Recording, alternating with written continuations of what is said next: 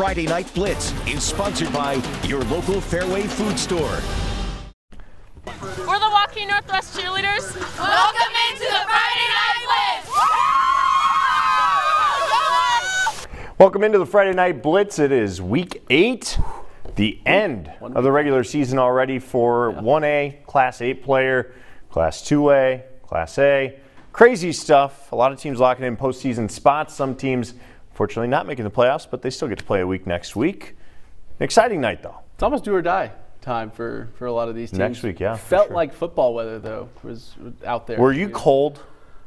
I was a little bit. Okay, I did wear a jacket. I know Taylor was cold walking in here today, so we can't just knock you, all right? It's all right. But anyway, the postseason is on the line. That includes in Class 1A, ACGC, taking on Van Meter, two great teams. Now, we caught up with the Chargers earlier this week, and this was a battle of unbeatens. They knew their hands would be full against a very good Van Meter squad who's had the Chargers' number coming into it. I remember going into that game, but we weren't as hyped up as what we are right now. Wasn't as big of an atmosphere. I didn't think we were ready for that one. 5 times in 4 years. But we haven't been on the winning end yet. I mean, they're a phenomenal program. They're very well coached. They have, great athletes. All guys working together, communicating, not letting Pettit do his thing.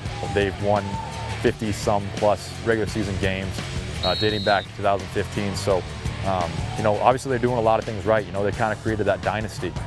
We want it very bad. It's been a rough 4 years playing against them. We lost to them twice last year. I think we scored on them once. So it really mean a lot to be in this game, make this a really good game, and obviously we're both 7-0. We're trying to make a name for ourselves, and we need to get that program win to, I guess, make us even more of a household name. But it's been a special season for us, and so we just got to be able to stay within ourselves, not get caught up in the limelight of the game. Mindset's going to be go in there, get the job done, and head home. The Bulldogs still have yet to surrender a point to a 1A squad, but ACGC can say they've held opponents off the scoreboard as well. This one was set to be a big battle. Defensively, it looked like it could be a close one. Let's get on to the Friday Night Blitz Game of the Week, brought to you by Fairway. And it was a beautiful night out there in Van Meter under the lights. Like Colin said, finally felt like football weather. And opening kickoff for Van Meter. Caden Jensen back to receive for ACGC. He finds a little seam, and then he's going to give a little hezzy here too. Of course, nice little move, jukes the kicker, down the sidelines, one man to beat, does beat him, 87-yard kickoff return for the touchdown. First 1A team to score on Van Meter this season. Later first quarter, ACGC 3rd and 6. Littler's pitch sails away from his back. Van Meter gets on it, and on the ensuing drive, quarterback power for Jack Pettit. Picks up a big chunk off that left side there before he's pushed out of bounds. Then inside the red zone, Pettit rolling out. We all know he's got legs, he has an arm, but he's going to tuck it and run.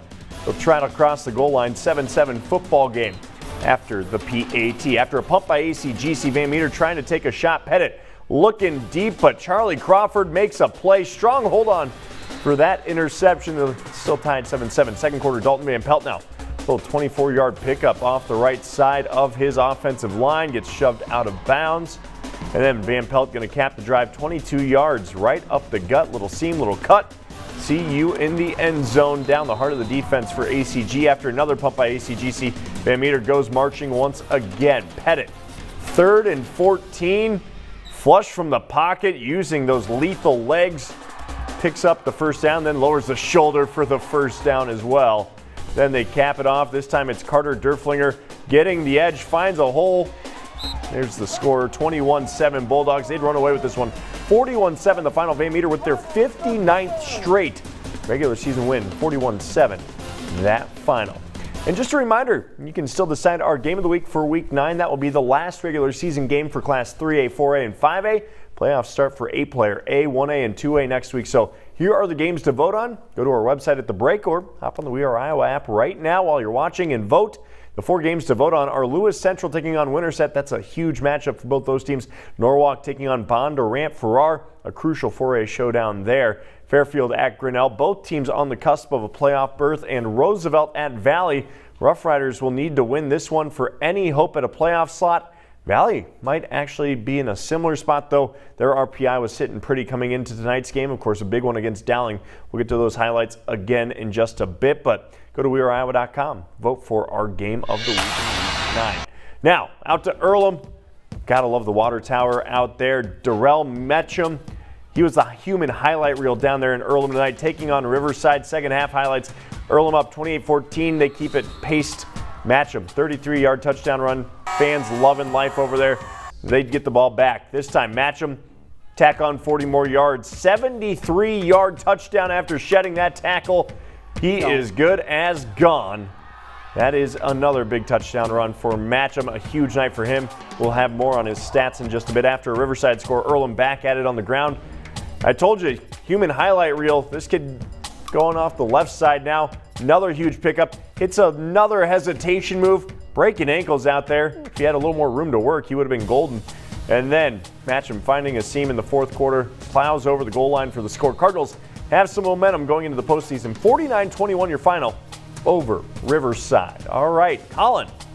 Over in Class 2A, Greene County has been nearly flawless this season. They've got command of District 8, and tonight a big matchup for Clarke as they try to snatch up some home field positioning for the postseason. The two going toe-to-toe down in Osceola tonight. The Indians hoping to break some Greene County hearts tonight as they take the field. Greene County, we're going to get off with them. They are going to get stuffed here, nowhere to go.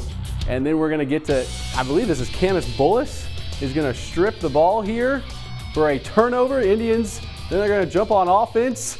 And it's going to be Dale Showers on the edge. And he's going to get a nice gain there. He's going to set up a field goal from Joshua Torres. And it's going to be 3-0 just like that. It's a bomb off his right foot there. That's pretty solid leg right there. We pick up things after Greene County touchdown, and he's going nowhere. Sacked in the backfield. Great start there. Rams on offense now. This is going to be Bryce Staldler. Finds Jackson Morton, who picks up a nice big gain on the quick pass. So there he goes down the sidelines. You got to tackle him at some point. They finally do.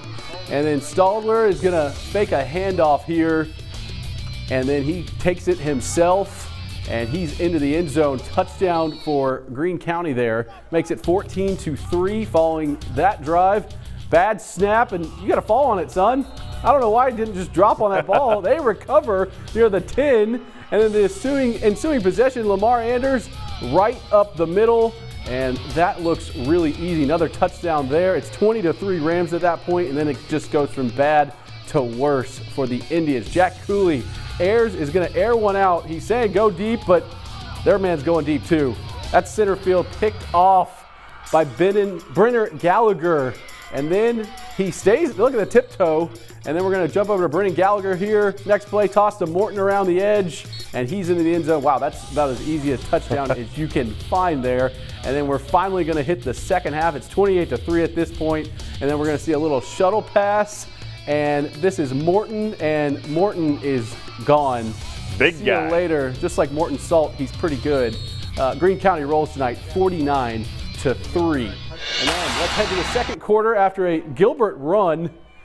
They get stuffed. They're going nowhere. So Gilbert's going to punt. And Tyler Sullivan is going to be on the return here as we finally get to the punt. Sullivan's going to catch it. Finally, as he gets it there he is. There's Sullivan. Breaks one little tackle. He's up the sideline. And he gets pushed out of bounds, but good field position right there. North Polk, they then go to work. Bryce Aspinger hands off to Jacob Bloomquist on the sweep. He gets a nice short gain, and, well, Bloomquist again on the sweep. And, I mean, if it's not broke, John, you might as well fix it. That's pretty much what they did here tonight, the comments. Here's Bloomquist. We finally get to him on the sweep. This was the very next play. They just basically just copied the playbook here. Bloomquist, another nice gain. And then the comments, they're just working the ground game on this drive. And Bloomquist gets back up there. We're just taking our time here. I mean, they were taking their time. Comets just taking their time pretty much. And then Miller's going to get it off the side. He fakes out our camera guy. He gets down to about the 4-yard line. And then the Comets still trying to punch it in. This is their first drive. Everybody's taking their time. It's Bloomquist. Nope, excuse me, that's Miller. He's in the end zone. Touchdown. It's 6-0. Then the Comets decide, well, we want to go for 2. We need the points. And they do go for 2 as we finally show the celebration here. And man, there it is. Okay, 2-point conversion. Nope, it's going to be a false start here. So then they move up closer. Now they're going for 2. And guess who? It's Mr. Bloomquist on the 2-point conversion run. It's 8-0. At that point, the Comets go on to win 29-7. Now, let's jump over to some social media tweets here. We've already got Indianola. They had a big game on. This is the seniors. It was senior night at a lot of places tonight, which was good to see. Indianola there, good group of athletes out there for the Indians. What do we got next here? And we're going to move over to the countdown to G. Okay, this was for the Class A District 3 football title game. Big game there. Nice looking field there. What else we got? And over Todd Jackson, Nick Swallow runs it in from 3 yards, and we're never going to see the play, but we're going to trust them. 14-0 lead after a successful onside kick. Then we're going to keep rolling here. And then we're jumping over to Mr. Todd Jacobson. He's got updates tonight from the Riverside and Earlham game. That turned out to be a pretty solid game. A lot of playoffs there. Beautiful, beautiful shot there of the field. And we're going to keep going here. And then our own John Schaefer. Look, you got to love it. John just knows how to frame up shots. It's like I've done this before. I mean, he's just so good. Van Meter has just been rolling. We saw them earlier. Yeah. Man, another huge game for the Bulldogs out there, the #1 team. Then we're going to finally finish up with one more. John Schaefer again. Here we go. John, where were you out at this game? I was out at Van Meter. That's the ACGC sideline there. Again, beautiful sunset, water tower off in the distance there in Van Meter. Great 1A showdown between 2 undefeated teams. Fun one. I hope we see a rematch of that one. Yeah, Van Meter, my first game here, set the bar really high. Beautiful, beautiful stadium out there. Really, really nice setting to play some football. So that will do it for our social media, John. We've got a lot more highlights coming up after the break. You're right, absolutely. Bondurant-Farrar, Indianola, the battle for District 5 in Class 4A. Coming down to the wire. That's next.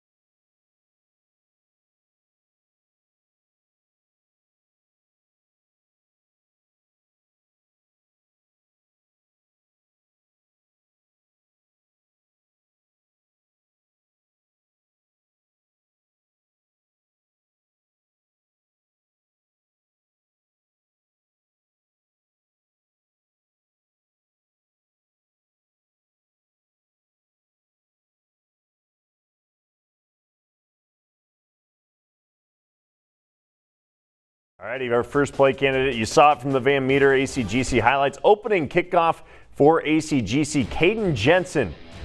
Well, he's going to take the pitch from his buddy there, and he's got some room to work.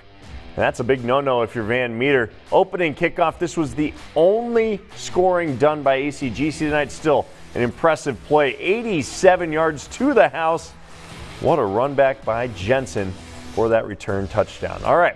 The surprise of Class 4A this year has to be Bondurant-Farrar. Not saying they weren't good coming in, but I don't know if many people expected the Blue Jays to be undefeated with 2 weeks left in the season. Tonight, another chance to prove themselves, visiting a one-loss Indianola team that was at one time the top-ranked team in all of 4A. Let's get out there. Bondurant came in Indianola undefeated, look to continue their hot streak. Indianola gets backed up on their first drive and forced to punt it away, but will be short, giving Bondurant, well, they like a short field to work with.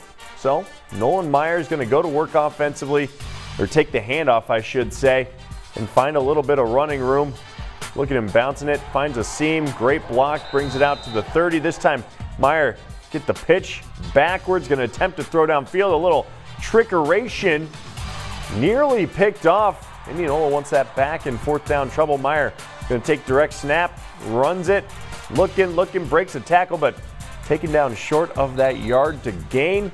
Bennett Brook going to complete the pass here now to Colton Gordon, and Gordon's going to try and fight through, but he's taken down, crossing midfield. However, Indians get stopped on third down. Brook scrambles, makes a short, incomplete pass there. Bondurant going to get backed up deep in their territory. They get forced to punt. They get the ball blocked and roll out of bounds. That's a safety. The ever-elusive high school safety, 2-0. And Cale Clarke find a hole down the middle, cross midfield, but eventually gets tackled.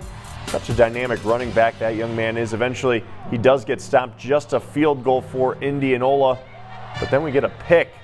Brook going deep, his pass intercepted with a sideline toe tap. Bondurant looks to answer back. Titus Graham gets the ball, several jukes. This kid's shifty as all get out.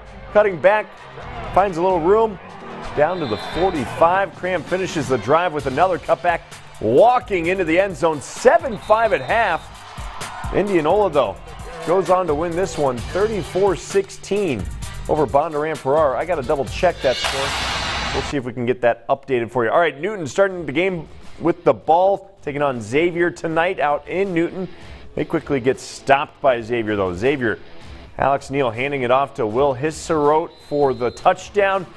Put the first points on the board, score 7-0. Newton gets the ball back. Xavier Arguello throwing to Caleb Mattis for a 25-yard pickup and then some. Takes it another 40 yards after the catch. Then Arguello running it in for the touchdown. He just says, you know what, I'm calling my own number, guys. I'm going to break an arm tackle there. No one's getting me. 7-7 after a successful field goal, making the score 10-7. Xavier, the Saints kicking it down the field, and Cardinals going to drop it not once but twice. That's a tough little pooch kick to figure out, and guess what? Xavier's on it. Alex Neal then looking for Joseph Lemker. He finds Lemker wide open there in the flat for the touchdown. 17-7 Saints. They go on to beat Newton tonight 48-24, doubling up the Cards. All right, now let's get over to some Pella. Clear Creek-Amana out east. Handoff to Aiden Pollock. That's an easy touchdown for him. Then Nolan Clayberg. He's going to show off the shiftiness here. Going to go right up the middle. One little move, and he is gone. Look at the broken ankles. I hope they're not actually broken. That could be ugly, but what a touchdown run by Clayberg. Then the bad snap on the punt for that's CCA. They do recover and fall on it. Pella does go on to win this one pretty handedly over Clear Creek-Amana, 28-9, your final.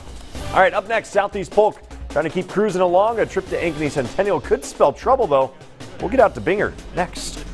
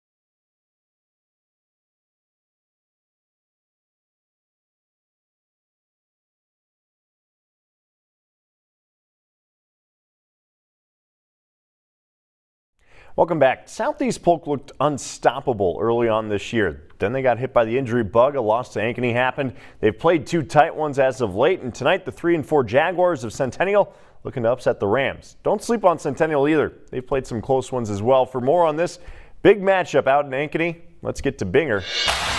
5A football, and it's finally football weather. A brisk one here tonight. Ankeny Centennial at home, fighting for their playoff lives, taking on a very good team. It doesn't get easy for them. They've always got a tough one, and tonight it's Southeast Polk. So Ohio State coach Ryan Day in the house, talking to Coach Jerry Pizzetti, probably learning something. You know, I've won 434 games, but really cool to see coaches from all over the country checking out our young men in Iowa. And boy, Ankeny Centennial got some good action. Trenton Smith leading the drive, good running plays from this one, like Trey Porter. Didn't lead to any points, but they had a great drive. But then Polk came right back. Jackson Daly up top to Cole Falloon, 50 yards. That's impressive. More impressive is Caden Proctor, 50-yard sprint. He's still got the leap. Yeah, he can run and he can jump, and he's big. One of the kids everybody's watching, but boy, Abu Samas filled in nicely for Southeast Polk. Big gain here on the ground. Polk on the move again. Daly, play action this time, finds Falloon again, and then the Rams go to the wild Wampa formation, pick up a couple of nice chunks of yard, including this one by Xavier, who gets it inside the red zone. Now 3rd and goal to go. Daly rolling out to his right, looking to throw, decides to keep it and finds the end zone, and another touchdown for the Rams. So the Rams would have had a field goal, but boy, the defense played really, really well, shutting out Ankeny Centennial tonight. Your final 16-0. So right now, the Jags at 3-5 will really have to fight next week, get a win, and hope to get in that top 16 to find the playoffs. But the Rams will be on top of the RPI once again, at least if not number 1, number 2. But you can always check out all of our highlights on Dome Dynasty, our Facebook and Twitter. It's fun. John, that's going to do it for Ankeny. I'm going to send it back to you. Binger always does a great job out there. 2 teams who currently sit in the top 15 of the Class 5A RPI, Waukee Northwest and Ankeny. The Hawks have some wiggle room at 6, but Northwest is right there on that bubble, ranked 13th, and a win tonight would likely lock up a spot in that top 16 for the postseason, even with a week left to play. Let's get right into it. Hawks looking to spoil senior night tonight out in Waukee, and to start the game, this is going to help. J.J. Cole is going to go deep on the second play, finds his favorite target, Brady McCullough, inside the 5. What a catch there. And then my man Colin, that's Colin Kadoff, that is, for the touchdown. He would have a big night. Hawks lead 7-0 early, and then the defense showed up as well. Carson Rinkin has no time. Sacked on the play, nothing doing. The traveling Hawks student section, they love it. Hawks back on the ground now. It's Kadoff. And there's a stiff arm, and see ya, leaps into the end zone. It's 14-0 Hawks at that point. We're still in the first quarter. Northwest trying to get something going. Rinkin is going to find Brady Grissom on the screen. He picks up nice yardage, but the Hawks defense holds again. They stop him on 4th down. They go back to work, and guess who? It's Kadoff. Sweet move, hits the outside. Looks like he's going to get another touchdown, but he's just tripped up. And don't worry, though, he's going to get his. That's a 3rd touchdown coming right at you for Kadoff. Great night for him. Set a couple of school records tonight in the win. The Hawks roll to a 48-7 win. Cedar Rapids in Johnston now. Cedar Rapids, they're celebrating senior night. There's some fans there as well, and we're going to get. Oh, excuse me. This is going to be a different highlight here. We got Norwalk, Carlisle there. Norwalk and Carlisle. We're going to jump to them and they're diving in the end zone. We're celebrating here, and then they're going to, quarterback's dropping back, going to find his wide receiver, makes a nice move. He just gets out of the reach, but he can't avoid that one. And then finally, he's going deep. What a catch. No! Blocked it just in the end zone. What a play there. And then he jumps right in the end zone. Nice QB sneak there for the quarterback. That's good, Hugh, there. Then don't mind if I pick it up. We got Hochstein dropping back. Hits a wide open Braden Carlson. He's off to the races, but gets brought down out in space. Nice tackle there. Jess Kersel making the big sack here for Carlisle. On the final play of the first half, Goodhue dropping back, throws up the Hail Mary, but picked off by Tracy Davis. But guys, we have an upset in this one. Carlisle, they beat Norwalk 21-14. What a win for the Wildcats. Trophy game, mind you. What a win again. Carlisle keeping that nice little, I believe it's called the War Cat Trophy. They've had it for about 4 years, so impressive stuff there. We've got plenty more coming your way as well on the Friday Night Blitz. Sorry about that, Colin. No, that's good. Decided to jump in. Hey, we'll get through some social media, all that kind of stuff when we come back.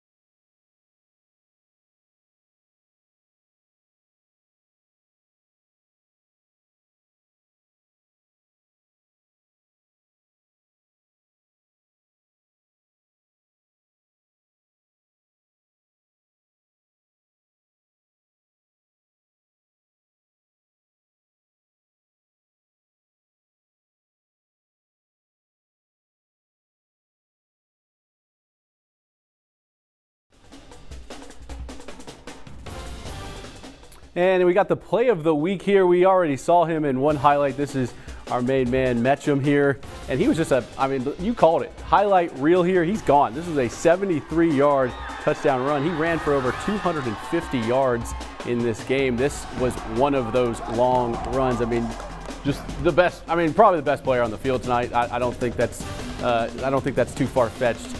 Just look at the wheels there. Gone. Passes it. Just see you later. He's pretty quick. So that play of the week candidate number 2 is that one. And John, I believe you've got some more highlights for us. Yeah, we got my Roosevelt Rough Riders taking on Sioux City East out of Drake Stadium tonight. And first quarter, Black Raiders ball. Quarterback Luke Longvall passing to Kellen Jacobson. Jacobson with the juke and the run. He'll put them within inches of the end zone. The next play, Longvall pushing his way into the end zone himself. The power run game working there. Black Raiders put the first points on the board. Second quarter, fourth down. Rough Riders trying to respond, but snap goes long on the punt attempt, and that's an uh-oh. 2 safeties in one night here on the Friday Night Blitz. What a rarity. One is hard enough, 2, that's just unheard of. 2 more points for the Black Raiders. Next drive, Black Raiders within field goal range. It's Schroeder kicking it through the uprights. Another 3 points for Sioux City, but Rough Riders make a comeback in the second half. All right, Roosevelt, we don't give up on games. 47-26, your final. Colin? And it felt like some more football weather here in Iowa tonight, especially over in Urbandale. The Jayhawks, we're going to get to them. They're leading 28-0 at this point. And as we finally get into the highlights here, I don't know if we do have them or not. I'm hoping that we do. Here we go. There we go. It was good weather out there in Urbandale. And then you got to love the effort from the Warrior quarterback, Blake Hawk. Avoids the face mask and then gets the ball off. Nice first down there, plus 15 yards. But the Jayhawks, their defense was just all over the place tonight. This time they get to Hawk on the big sack. And then Niall Eddy, who had a great week last week. Jayhawks, they were not allowing that to happen this week. Dawson Roberts on the hard stop there. And then Urbandale goes to work. Peyton Rodinghouse finds Kai Black, who pitches it to Graham Friedel. Hook and ladder. Who gets it a first down. What a play there. Love that play. Later, Gabe Carver gets the high snap and the handoff. Look at the feet. Picks up a good first down, gets inside the 10, and then we're going back to Carver, trying to get him some points. Just short of the goal line, though, and then Rodinghouse on the play action sees nothing, and then he's going to go play Superman. Check out the effort here. Rodinghouse dives into the end zone for the touchdown. It was all Jayhawks tonight. They roll 35-0. Now we're going to get to that Cedar Rapids and Johnston game, and it's senior night. It's getting to that time of year, always emotional for every coach out there. It's always great to see.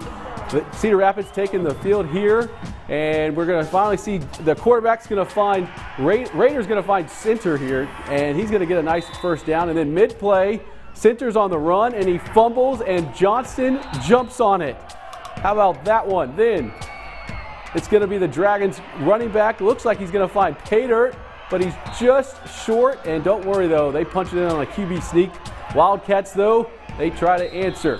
Hayden Klett, there it is. Hayden Klett on the snag, and then he gets nice yardage downfield. That's a first down. Then it's Centers on the short catch, and then he does the rest. Weaves out of some tackles, and Centers is gone down the sideline, and that would be all Cedar Rapids Kennedy would need tonight. They win 24-10. When we come back, we'll get to our Coach of the Week with Dave Bingham next.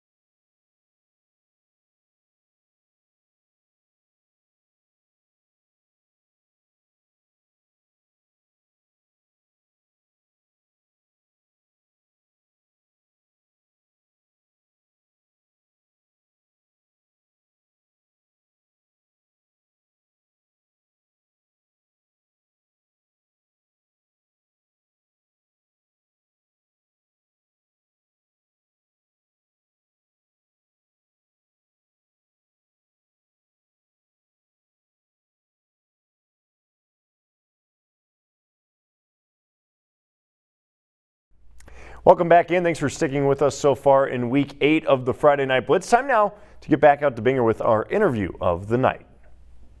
Back on the Friday Night Blitz, another win for Southeast Polk tonight, and Eric Hendrickson joins us. Coach, you're just kind of one of the lifebloods of this program. Talk about how long you've been here and how much it means to you, because this is a big part of your life. No doubt. 16 years. This is my 16th year with the program. Blessed to be a part of it. You know, big thank you to Coach Z. You know, like I said, he does a great job of leading us. Coach Starcevich, mentor for me.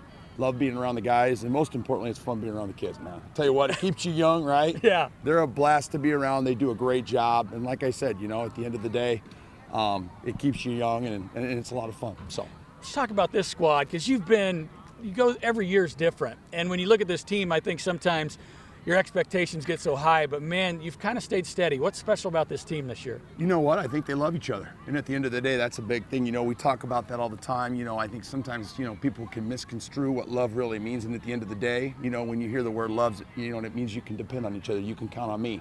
And I'll tell you what, we've been in some tough spots this year. A week ago, like I said, we're up there in Cedar Rapids. And you know what? The guys didn't quit on each other. Just kept fighting, but they love each other. And you can tell that. And it's a special group. And again, we've known them for a long time. We've known them since they were this big, yeah. Xavier and those guys. but they've been together for a long time, and you can tell that they genuinely care about each other. And it's fun for you when you have to play programs like the one you played tonight. Every night you come out, there's so many well-coached teams. No and doubt, so much no talent. doubt. You know, and like I said, and get a chance to thank Coach or tell Coach Pizzetti, you know, congrats on being the all-time winning coach. And I tell you what, these guys always are first-class program, and you know you're always going to get their best shot. Hard-nosed kids, well-coached, so they do a great job. When you look at what this team can do, though, have you played your best football game I don't yet? think so. I think we're still waiting to put all three phases together, and when we do, look out. You know what I mean? Because it just, you know, one Friday it's this, we're kind of missing this, we're kind of missing that. But like I said, we're still waiting to put all three phases together, and when we do, look out. So it's a lot of fun. We appreciate everything you do for kids and the staff and everything. Hey, if you haven't been to a Polk game and you haven't seen him, make sure you check him out. He's a lot of fun and he loves the kids. Send it back to you guys in the studio. He's a fun time. I got to hang out with him earlier this week, John. He runs a really good practice. But you guys might be wondering what this is all about. This was at the Waukee Northwest game. This is Allie, a 10-year-old Alaskan Malamute who is pretty much the best thing ever to happen to high school football. The cutest dog known to man. I mean, just look at this. The tricks. She knows how to shake. She can howl. She can bark. This might be, we've had some great highlights already tonight, John, but this might be the best. Was this a highlight of your night?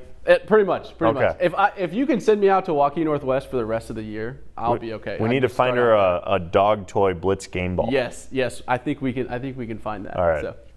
Good stuff. You also got more social media to tag through, I thought, but that's okay. Nope. We're going to talk ACGC here in just a bit when they come back. Tough night for them tonight, but still a lot of good ahead for them. That's next.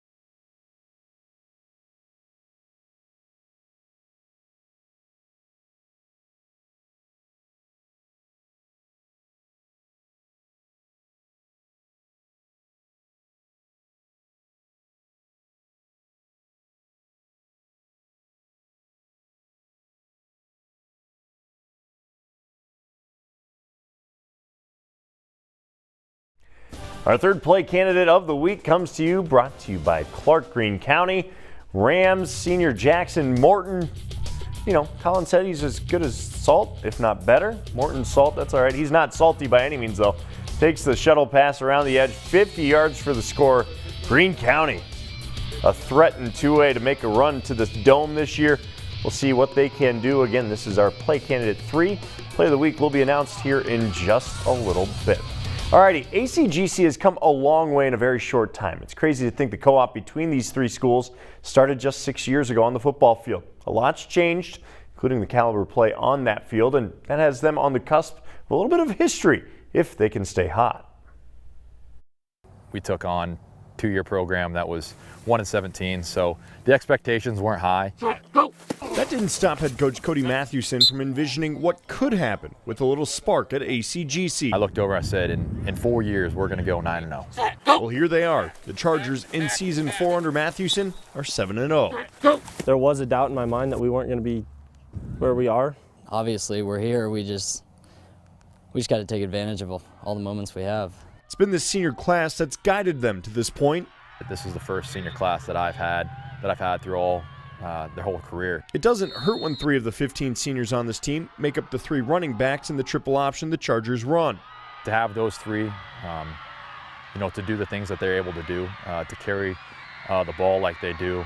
Lead back Gavin Cornelison has carried the ball for 1,200 yards and 23 touchdowns. Fellow seniors Charlie Crawford and Caden Jensen both have more than 500 yards rushing on the season, each bringing their own strength. Gavin's obviously the guy just straight ahead, run people over right up the middle, and I mean we can too, but we don't need to because Gavin's right there for it. I'm kind of slow, so just go straight and run people over, I guess.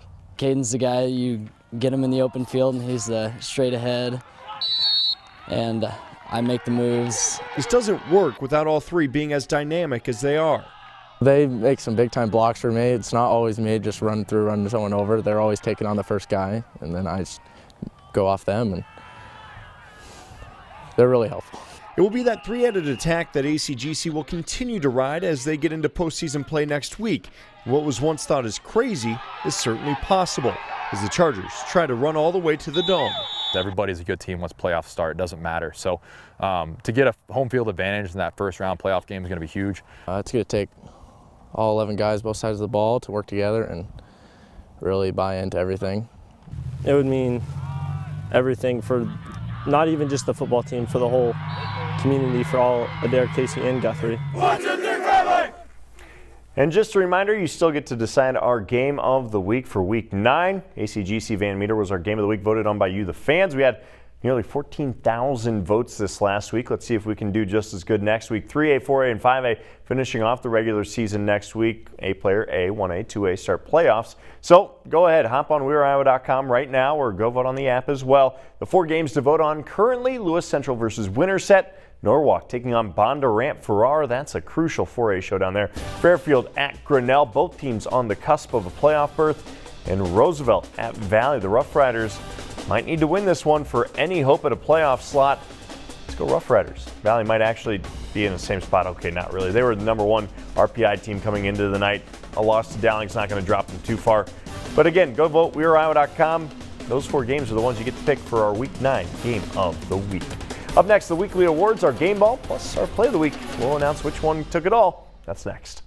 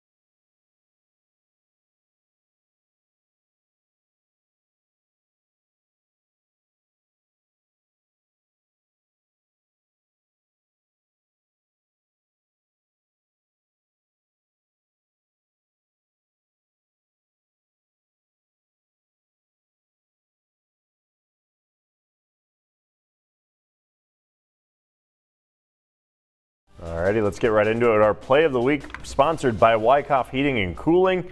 This one was a beauty. again, ACGC, tough night overall, but what a start it was. Yeah. I mean, it just doesn't get better than this for Jansen. I mean, he takes it all the way to the house, 87 yards. Yeah. Is that the only way to score on Van Meter? That Caden Jensen, yeah, 87 yards. That's the offense can't score. I mean, so might as well let special teams do it. I mean, again, impressive stuff. One more look at it. Just a great juke there. Finds a hole, hits the Jets. A little hezzy in there, too. Clearly, he's got some speed, some moves, knows how to dance. Gone. Man. See you later. That's a touchdown. ACGC going to try and answer back next week, round 1 of the playoffs, as 1A gets rolling. Then our Friday Night Blitz game ball, sponsored by Fairway. This one, you're going to get it, Mr. Durrell Matcham. What a night it was out there for the Earlham quarterback, or I guess you could call him a quarterback. He's a running back at heart, but man, does he run the ball well. Mr. Do-It-All. I think that's what you pencil in. Human highlight reel. A lot of different names for him out there, but really impressive stuff. That 73-yard touchdown run tonight was really cool. 5 touchdowns from what I could count up. 270, 290 yards rushing, something like that. Earlham runs that triple option, so you know they're run that Navy style look. Yep. Still doesn't hurt him. He's gonna need to hit the ice baths probably on Saturday morning. I mean, yeah, he took some hits, but running that much. Going to be a playoff team and going to be a scary one at that. Yeah, really scary one. No, that's going to be a very, very good well, let's player. Yeah, let's get over to social media now. Yeah. There's our nice, beautiful wall, and Colin, we got homecoming court. I was never on homecoming court, John. Were you on a homecoming court? Absolutely not. You didn't make it on homecoming court? I did not make it on the I had a class of like 390, and I was not popular enough. Not the popular. Well, we weren't either. No, homecoming court here out at North High School. That's always good to see. Always fun to see these kids. I mean, they're just having a good time out here on the football field. What else we got here? And then we're going to go Urbandale. Final Urbandale with the big win over Waukee. I was out at that game 35-0. 7-1 on the season for Urbandale, looking like the U of the 1980s, right? The cut's just in a different spot, so they're good legally. Just in a different spot, but they did look really, really good. Yeah. Then we're going to move over to our Andy Polk. Honestly, not sure what's happening. Well, Dowling Catholic, I can tell you. Andy's the O-line coach there for Dowling Catholic. We're going to try and get you those highlights before the end of the show. We're working on that, but obviously Dowling Catholic ended up being pretty good news happy there tonight as well. And just in case you didn't know, Dowling 31-27. We're still working on getting those highlights tonight, but there's the scoreboard right there, 31-7. Huge win for Dowling over Valley. That's a massive, massive win for them. And then I think we've got one more here. That was from the Maroon I think that's it. Nope, that's it. So, nope, we do have one more here. This is Johnston Athletics. Big extra point here. Johnston would go on to, win that game. So that was a big game for them. So that's our social media here. And I mean, full force. We're 1 week left, and it's looking really good. Yeah. So. Fun stuff there. When we come back, Dome Dynasty look back at a big game against Prairie last week for Southeast Polk. That's next.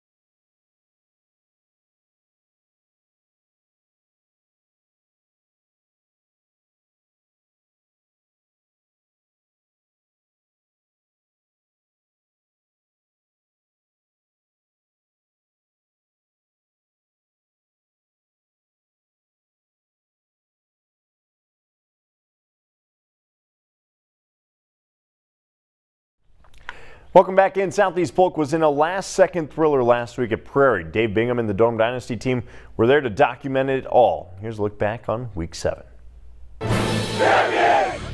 Taking it on the road, man. All we need is all we got right here. Let's go. Everybody on deck. All hands on deck. Let's go.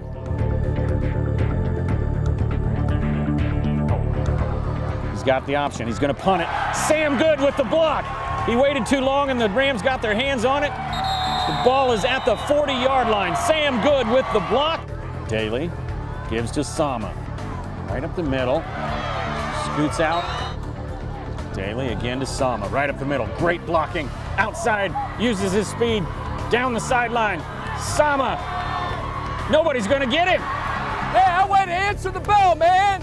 Good job. That's it. Way to answer. Let's go. Attaway, big dog. Attaway, big dog.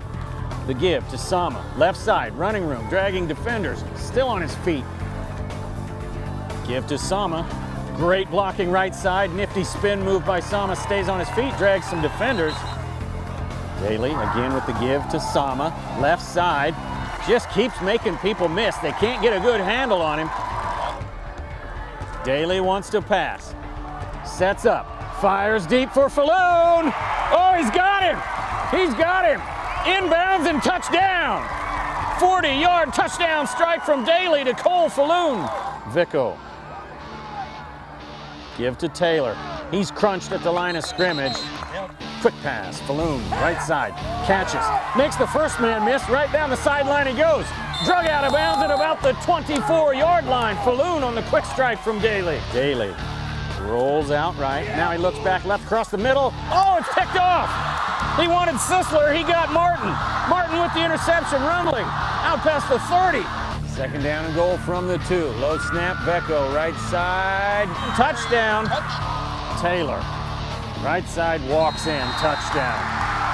14 all.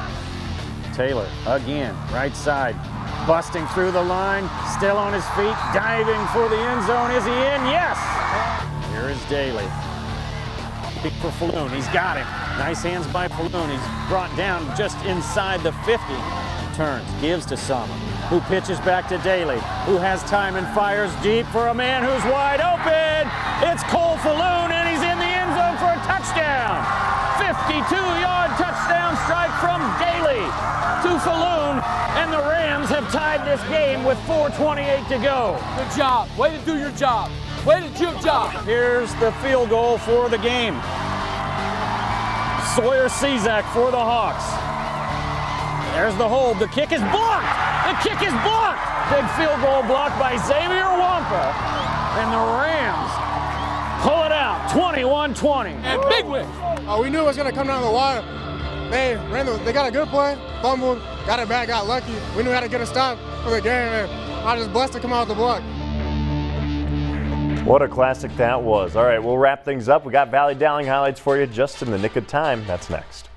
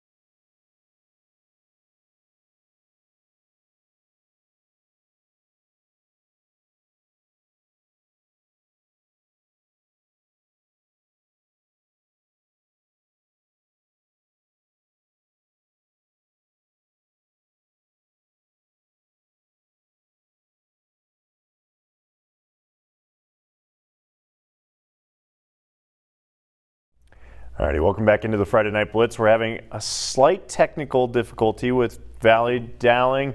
I just got word it's in. We're just going to get right to it. Let's go have some fun with these highlights. A great game, obviously the rivalry that really defines West Des Moines in 5A. Here come the Tigers. Jackson Smolik back in after breaking his collarbone week 1. Throws a pick to Drew Henderson. Mason Morrow then finding Eli Raritan, the big tight end. But he fumbles. Some Butterfingers out there. Dowling does recover. Morrow now looking for Aiden Price. Guess what? He's not just looking for Aiden Price. He's finding Aiden Price. He sheds a tackle down the sidelines and in, just over the goal line for the touchdown. Next drive, Valley forcing a 3-and-out. Dowling punts, but the returner coughs it up. Ball, he takes a lick too. Oh boy. Dowling recovers. Morrow gonna hit Cade Grevensgoed. Danny Rankins gonna rush it in for the touchdown after Grevensgoed gets taken down. Rankins out wide, takes a little pitch. Blocker over the goal line for the touchdown. But get this, Dowling comes back, hangs on, 31-27, and that should solidify the Maroons spot in the postseason. Looking at their RPI, they are 13 coming into the night. They beat the number 1 RPI Valley. That says a whole lot. Let's go ahead and come out of those highlights and back to this because we're talking playoffs. That's right. Next week already starts for the small schools. Big schools, 3A, 4A, 5A.